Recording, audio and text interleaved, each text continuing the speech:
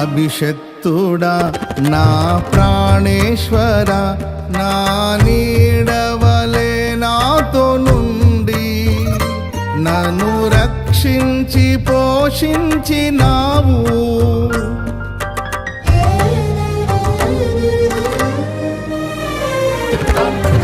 నేనెన్నడు నాకై ఆశించని నీ దీవెనలతో తృప్తి పరచి